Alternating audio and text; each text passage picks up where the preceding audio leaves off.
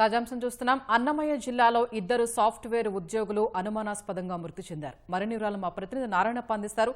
నారాయణప్ప, ఈ ఘటనకు సంబంధించిన వివరాలేంటి?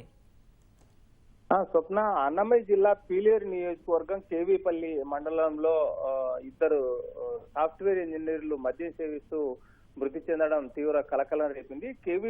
కేవీపల్లి మండలం బండబొడ్డేపల్లి గ్రామం సమీపంలో సంక్రాంతి పండుగ కోసం చెన్నై, బెంగళూరులో సాఫ్ట్వేర్ ఉద్యోగులుగా పనిచేస్తూ ఇంటికి వచ్చిన ఇద్దరు యువకులు తమ మిత్రులతో 6గురితో కలిసి బండబొడ్డేపల్లి సమీపంలో మద్యం సేవిస్తూ పార్టీ చేసుకుంటున్నారు.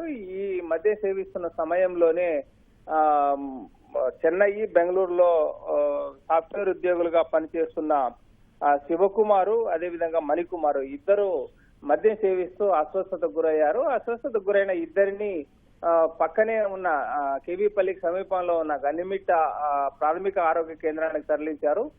ప్రాథమిక ఆరోగ్య కేంద్రంలో చికిత్స అందిస్తుండగా పరిస్థితి విషమించడంతో వారిని పీలేరు ప్రాంతీయ ఆసుపత్రికి తరలించాలని సూచించడంతో మిత్రులు వారిని పీలేరు ప్రభుత్వ ఆసుపత్రికి తీసుకెళ్లారు. ప్రభుత్వ ఆసుపత్రికి తీసుకెళ్లే సమయానికే మరణించినట్టు అక్కడ పరీక్షించిన వైద్యులు వారికి మిత్రులకు తెలియజేశారు. ఈ అంశాన్ని మద్యం సేవిస్తూ అస్వస్థతకు గురవడం, వారిని పీలేరు ఆసుపత్రికి తరలించి మృతి చెందిన అంశంపై కుటుంబ సభ్యులకు తెలియజేయడంతో కుటుంబ సభ్యులు సంఘటన స్థలానికి చేరుకొని ఇద్దరు యువకులు బాగున్నారు, మద్యం సేవించే సమయంలో అస్వస్థతకు గురయ్యారంటే ఆ మద్యంలో ఏదైనా కల్తీ అనుమానాస్పదంగా ఉంది అన్న అభిప్రాయం కుటుంబ సభ్యులు వ్యక్తం చేశారు.